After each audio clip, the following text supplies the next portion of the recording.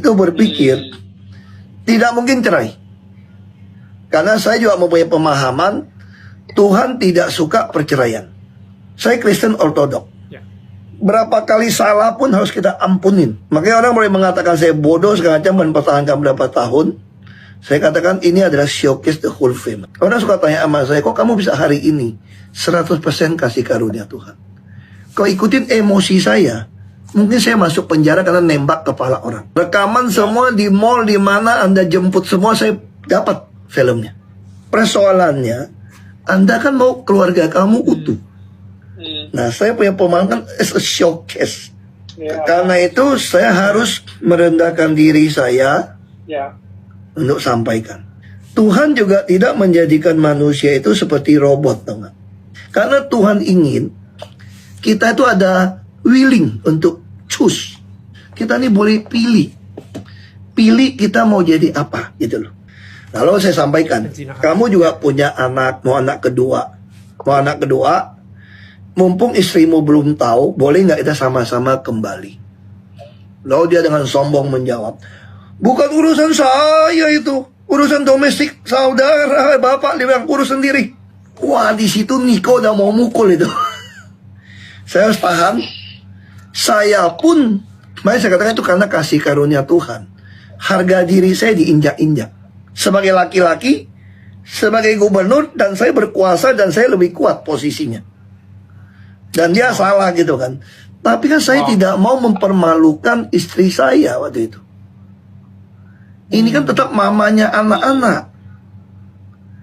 Saya juga pengen menutup aib ini. Kan saya pengen keluarga saya balik. Makanya saya tutup. Saya nasihatin. Tapi apa yang saya dapat di rumah maupun itu? Makin berani. Lalu makin saya cerita sama orang gak suka. Dia bilang saya defense. Saya bilang, kalau saya berpikir secara opsi ya, kan teman-teman saya banyak juga. Saya punya teman juga banyak ada masalah suami istri banyak. Tapi mereka tidak cerai, pisah kamar, masing-masing punya pacar. Persoalannya, saya punya adik kan lulusan Swiss ini. Ini lucu nih. Dia bilang gini sama saya. Ya, gimana ya kok ya? Ini persoalan kan cuma persoalan kamu tidak bisa terima gaya hidup seperti ini. Di luar negeri juga biasa saja. Istri punya pacar, teman dekat, suami juga punya pacar. Ini berdua cuma secara acting, hidup bersama, seperti kakak adik. Memang sudah nggak cocok. Dan what? Saya nggak bisa. Makanya saya nggak boleh mengucapkan kalimat cerai. Tetapi ketika orang yang kita tegur makin kompak berdua, makin pergi berdua. Karena sebenarnya kalau ditanya, dia mau nggak cerai sama saya? Oh enggak sebetulnya. Mereka cuma salah ngitung. Mereka berpikir lu Kristen nggak mungkin cerai. Terus yang kedua, kamu udah datang ke saya pun gue maki-maki lu nggak berani pukul gue juga. Makanya sampai masuk tahanan saya ngomong, saya sakit sekali di dalam tahanan. Kau tahu kamu pergi berdua ke Singapura atau kemana-mana. Boleh nggak stop? Itu saya putuskan cerai. Pendeta saya Bentong marah sama saya. Pendeta David juga marah sama saya. Semua pendeta ya marah sama saya lah, secara logika lah. Terus dia kasih rekaman 9 menit, saya lupa. Pendeta datang besok saya, diputerin. Kira-kira kamu ini udah tanggung, Hok. Udah jadi saksi Tuhan, masuk ke penjara. Kenapa? Istrimu seperti ini kamu tidak mau menjalanin saja. Kan kesaksianmu jadi sebagai orang Kristen jadi sempurna. Akhirnya saya bilang gini, saya terpaksa harus minta dari polisi rekaman pembicaraan selama di dalam Makobrimob. Tapi lu dengar, ini nggak bisa dipublikasikan keluar karena ada masalah kasus seperti ini. Lalu ini kasih dengar daripada Benjamin, saya nggak tahu. Benjamin ngomong gini, Pak Tong bilang, siapapun tidak boleh melarang Ahok menceraikan istrinya. Itu bagaimana Tuhan begitu jelas. Misalnya contoh gini ya. Ketika saya memanggil pendeta di dalam tahanan untuk mendamaikan ketegangan adanya good friend ini gitu. Wah, saya diserang dia maupun teman-teman gereja yang pro dia atau pendeta yang pro. Kamu mempermalukan istrimu, membawa kepada pendeta. Dan dia selalu ngancam, ini cuma kita yang tahu berdua sama Tuhan. Kalau ada orang lain tahu, kita cerai. Nggak boleh tahu. Saya bilang semua orang pasti tahu. Nggak ada yang tahu. Wah, saya bilang nggak ada yang tahu. Ya, kamu aja nggak tahu, orang juga curiga. Saya pun bergumul dong. Oh iya ya, kok saya tega ya? Kenapa saya masih bawa kasus ini ke pendeta, buka cerita ini ya? Saya merasa bisa bersalah loh. Makanya saya katakan, apapun kondisi Anda, bacalah firman Tuhan. Anda ngerti nggak ngerti, Roh Kudus akan tuntun Anda. Saya ingat tanggal 28. Ya kalau saya buka Alkitab saya itu ya, saya ingat banget tuh, tanggal 28 Februari, waktu saya buka itu ya, itu persis baca di, kalau nggak salah di bilangan. Kita nggak pernah tahu bilangan kan?